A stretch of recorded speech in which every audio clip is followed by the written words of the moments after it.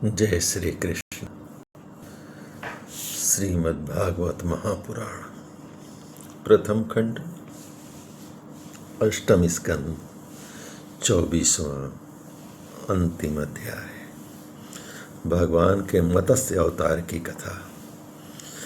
राजा परीक्षित ने पूछा, भगवान के कर्म बड़े अद्भुत हैं। उन्होंने एक बार अपनी योग माया से मत्स्य अवतार धारण करके बड़ी सुंदर लीला की थी। मैं उनके उसी आदि अवतार की कथा सुनना चाहता हूँ। भगवान, मत्स्य योनि एक तो यूं ही लोक निंदित है, दूसरे तमोगुणी और असहाय परतंत्रता से युक्त भी है। सर्वशक्तिमान होने पर भी भगवान ने कर्म बंधन में बंधे हुए जीव की तरह यह मत्स्य का रूप क्यों धारण किया? भगवान, महात्माओं के कीर्तनीय भगवान का चरित्र समस्त प्राणियों को सुख देने वाला है। आप कृपा करके उनकी वह सब लीला हमारे सामने पूर्ण रूप से वर्णन कीजिए। सूत जी कहते हैं, सौनकादि ऋषियों, जब राजा परीक्षित ने भगवान श्री सुखदेव जी से यह प्रश्न किया, तब उन्होंने विष्णु भगवान का वह चरित्र जो उन्होंने मत्स्य अवतार धारण करके किया था वर्णन किया। श्री सुखदेव जी कहते हैं, परीक्षित, यूं तो भगवान सबके एकमात्र प्रभु हैं, फिर भी वे गौ, ब्राह्मण, देवता, साधु, वेद, धर्म और अर्थ की रक्षा के लिए शरीर धारण करते हैं। वे सर्वशक्तिमान प्रभु वायु की तरह नीचे ऊंचे छोटे बड़े सभी प्राणियों में अंतर्यामी रूप से लीला करते रहते हैं, परंतु उन प्राणियों के बुद्धिगत गुणों से वे छोटे बड़े या ऊंचे नीचे नहीं हो जाते, क्योंकि वे वास्तव में समस्त प्राकृत गुणों से रहित निर्गुण हैं। परीक्षित, पिछले कल्प के अंत में ब्रह्मा जी के सो जाने के कारण वाह नामक नैमित्तिक प्रलय हुआ था। उस समय भूरलोक आदि सारे लोग समुद्र में डूब गए। प्रलय काल आ जाने के कारण ब्रह्मा जी को नींद आ रही थी, वे सोना चाहते थे। उसी समय वेद उनके मुख से निकला और उनके पास ही रहने वाले हयग्रीव नामक बलि दैत्य ने उन्हें योग बल से चुरा लिया। सर्वशक्तिमान भगवान श्री हरि ने दानवराज हयग्रीव की यह चेष्टा जान ली, इसलिए उन्होंने मत्स्य अवतार ग्रहण किया। परीक्षित, उस समय सत्यव्रत नाम के एक बड़े उदार एवं भगवत परायण राजर्षि केवल जल पीकर तपस्या कर रहे थे। वही सत्यव्रत वर्तमान महाकल्प में विवस्वान सूर्य के पुत्र श्राद्ध देव के नाम से विख्यात हुए और उन्हें भगवान ने विवस्वत मनु बना दिया। एक दिन वे राजर्षि कृतमाला नदी में जल से तर्पण कर रहे थे। उसी समय उनकी अंजलि के जल में एक छोटी सी मछली आ गई। परीक्षित, द्रविड़ देश के राजा सत्यव्रत ने अपनी अंजलि में आई हुई मछली को जल के साथ ही फिर से नदी में डाल दिया। उस मछली ने बड़ी करुणा के साथ परम दयालु राजा सत्यव्रत से कहा, राजन, आप बड़े दीन दयालु हैं।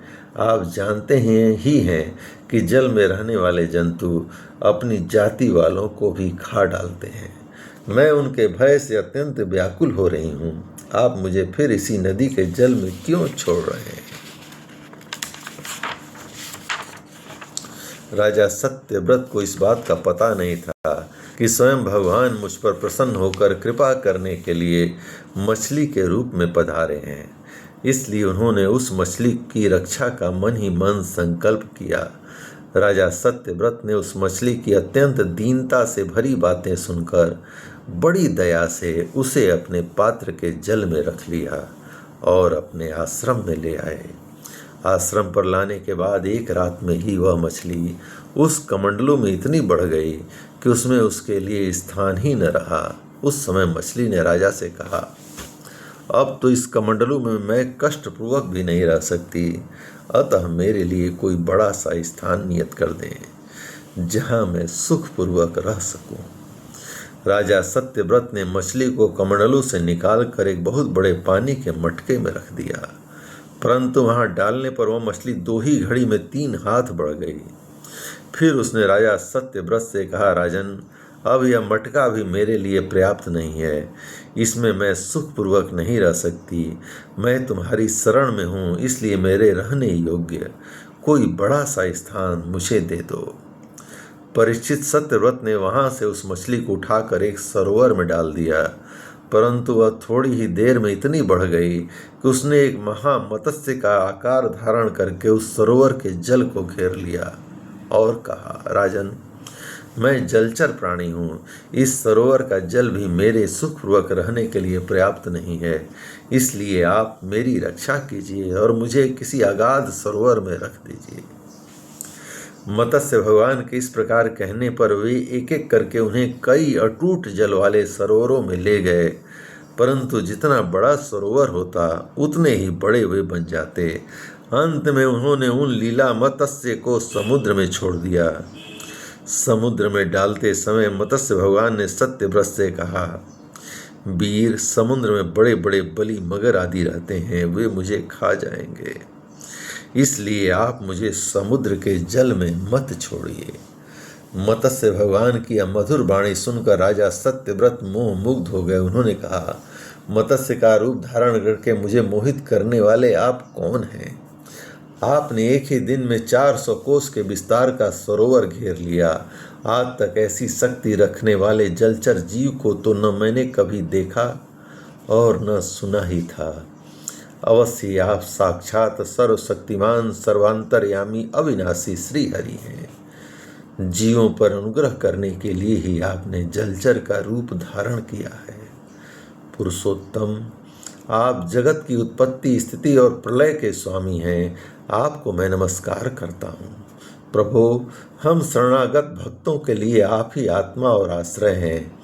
यद्यपि आपके सभी लीला अवतार प्राणियों के अभ्युदय के लिए ही होते हैं, तथापि मैं यह जानना चाहता हूँ कि आपने यह रूप किस उद्देश्य से ग्रहण किया है।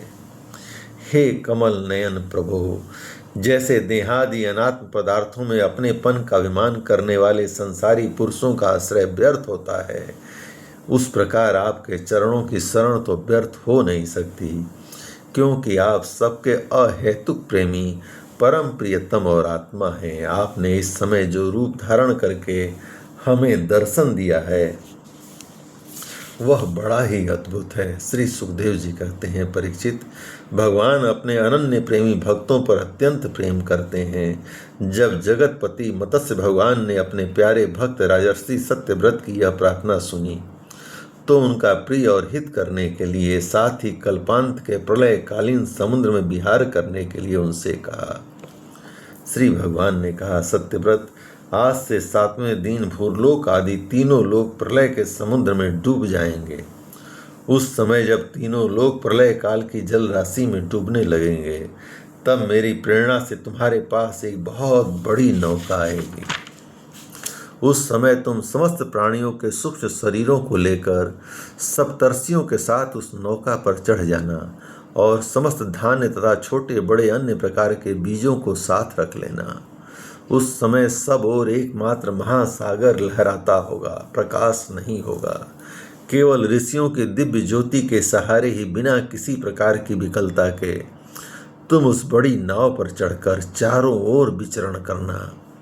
जब प्रचंड आंधी चलने के कारण नाव डगमगाने लगेगी, तब मैं इसी रूप में वहां आ जाऊंगा और तुम लोग वासुकी नाग के द्वारा उस नाव को मेरे सींग में बांध देना। सत्यव्रत, इसके बाद जब तक ब्रह्मा जी की रात रहेगी, तब तक मैं ऋषियों के साथ तुम्हें उस नाव में बैठाकर उसे खींचता हुआ समुद्र में विचरण करूंगा। उस समय जब तुम प्रश्न करोगे, तब मैं तुम्हें उपदेश दूंगा। मेरे अनुग्रह से मेरी वास्तविक महिमा, जिसका नाम पर ब्रह्म है, तुम्हारे हृदय में प्रकट हो जाएगी और तुम उसे ठीक ठीक जान लोगे। भगवान राजा सत्यव्रत को यह आदेश देकर अंतर्ध्यान हो गए।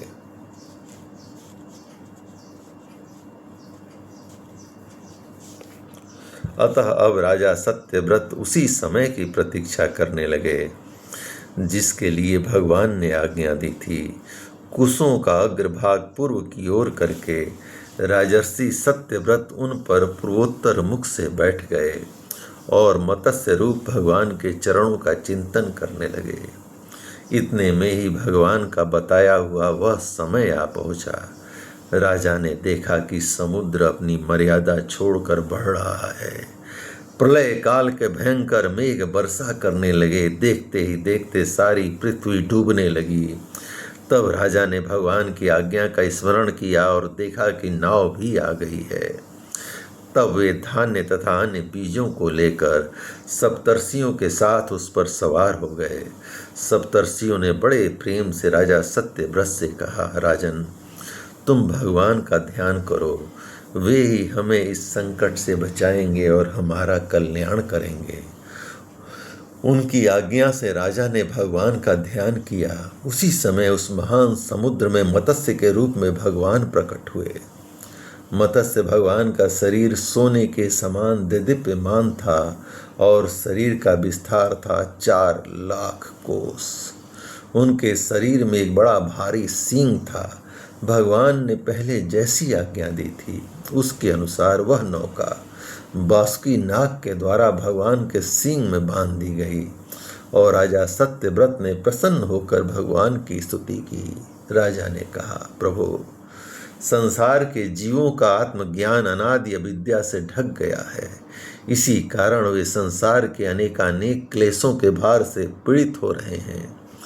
जब अनायास ही आपके अनुग्रह से वे आपकी शरण में पहुंच जाते हैं तब आपको प्राप्त कर लेते हैं। इसलिए हमें बंधन से छुड़ाकर वास्तविक मुक्ति देने वाले परम गुरु आप ही हैं। यह जीव अज्ञानी है, अपने ही कर्मों से बंधा हुआ है। वह सुख की इच्छा से दुखप्रद कर्मों का अनुष्ठान करता है, जिनकी सेवा से उसका यह ज्ञान नष्ट हो जाता है। वे ही मेरे परम गुरु आप मेरे हृदय की गांठ काट दें। जैसे अग्नि में तपाने से सोने चांदी का मल दूर हो जाता है और उनका सच्चा स्वरूप निखर आता है, वैसे ही आपकी सेवा से जीव अपने अंतःकरण का ज्ञान रूप मल त्याग देता है और अपने वास्तविक स्वरूप में स्थित हो जाता है। आप सर्वशक्तिमान अविनाशी प्रभु ही हमारे गुरुजनों के भी परम गुरु हैं। अतः आप ही हमारे भी गुरु बने। जितने भी देवता, गुरु और संसार के दूसरे जीव हैं, वे सब यदि स्वतंत्र रूप से एक साथ मिलकर भी कृपा करें तो आपकी कृपा के 10,000वें अंश के अंश की भी बराबरी नहीं कर सकते। प्रभु, आप ही सर्वशक्तिमान हैं। मैं आपकी शरण ग्रहण करता हूँ। जैसे कोई अंधा अंधे को ही अपना पथ प्रदर्शक बना ले, वैसे ही अज्ञानी जीव अज्ञानी को ही अपना गुरु बनाते हैं। आप सूर्य के समान स्वयं प्रकाश और समस्त इंद्रियों के प्रेरक हैं। हम आत्म तत्व के जिज्ञासु आपको ही गुरु के रूप में वर्णन करते हैं। अज्ञानी मनुष्य अज्ञानियों को जिस ज्ञान का उपदेश करता है वह तो अज्ञान ही है। उसके द्वारा संसार रूप घोर अंधकार की अधिकाधिक प्राप्ति होती है, परंतु आप तो उस अविनाशी और अमोघ ज्ञान का उपदेश करते हैं जिससे मनुष्य अनायास ही अपने वास्तविक स्वरूप को प्राप्त कर लेता है। आप सारे लोक के सुहृद प्रियतम ईश्वर और आत्मा हैं। गुरु, उसके द्वारा प्राप्त होने वाला ज्ञान और अभिष्ट की सिद्धि भी आपका ही स्वरूप है। फिर भी कामनाओं के बंधन में जकड़े जाकर लोग अंधे हो रहे हैं। उन्हें इस बात का पता ही नहीं है कि आप उनके हृदय में ही विराजमान हैं। आप देवताओं के भी आराध्य देव, परम पूजनीय परमेश्वर हैं। मैं आपसे ज्ञान प्राप्त करने के लिए आपकी शरण में आया हूँ। भगवान, आप परमार्थ को प्रकाशित करने वाली अपनी वाणी के द्वारा मेरे हृदय की ग्रंथि काट डालिए और अपने स्वरूप को प्रकाशित कीजिए। श्री सुखदेव जी कहते हैं, परीक्षित, जब राजा सत्यव्रत ने इस प्रकार प्रार्थना की तब मत्स्य रूपधारी पुरुषोत्तम भगवान ने प्रलय के समुद्र में विहार करते हुए उन्हें आत्म तत्व का उपदेश किया। भगवान ने राजर्षि सत्यव्रत को अपने स्वरूप के संपूर्ण रहस्य का वर्णन करते हुए ज्ञान, भक्ति और कर्म योग से परिपूर्ण दिव्य पुराण का उपदेश किया, जिसको मत्स्य पुराण कहते हैं। सत्यव्रत ने ऋषियों के साथ नाव में बैठे हुए ही संदेह रहित होकर भगवान के द्वारा उपदिष्ट सनातन ब्रह्म स्वरूप आत्म तत्व का श्रवण किया। इसके बाद जब पिछले प्रलय का अंत हो गया और ब्रह्मा जी की नींद टूटी, तब भगवान ने हयग्रीव असुर को मारकर उससे वेद छीन लिया और ब्रह्मा जी को दे दिया। भगवान की कृपा से राजा सत्यव्रत ज्ञान और विज्ञान से संयुक्त होकर उस कल्प में वैवस्वत मनु हुए। अपनी योग माया से मत्स्य रूप धारण करने वाले भगवान विष्णु और राजर्षि सत्यव्रत का यह संवाद एवं श्रेष्ठ आख्यान सुनकर मनुष्य सब प्रकार के पापों से मुक्त हो जाता है। जो मनुष्य भगवान के इस अवतार का प्रतिदिन कीर्तन करता है, उसके सारे संकल्प सिद्ध हो जाते हैं और उसे परम गति की प्राप्ति होती है। प्रलयकालीन समुद्र में जब ब्रह्मा जी सो गए थे, उनकी सृष्टि शक्ति लुप्त हो चुकी थी। उस समय उनके मुख से निकली हुई श्रुतियों को चुराकर हयग्रीव दैत्य पताल में ले गया था। भगवान ने उसे मारकर वे श्रुतियां ब्रह्मा जी को लौटा दी एवं सत्यव्रत तथा सप्तर्षियों को ब्रह्म तत्व का उपदेश किया। उन समस्त जगत के परम कारण लीला मत्स्य भगवान को मैं नमस्कार करता हूँ। जय श्री कृष्ण। इस प्रकार भगवान श्री कृष्ण की महान कृपा से श्रीमद् भागवत महापुराण प्रथम खंड 8वें स्कंद का 24वां अध्याय तथा इसी के साथ प्रथम खंड संपूर्ण हुआ। जय श्री कृष्ण।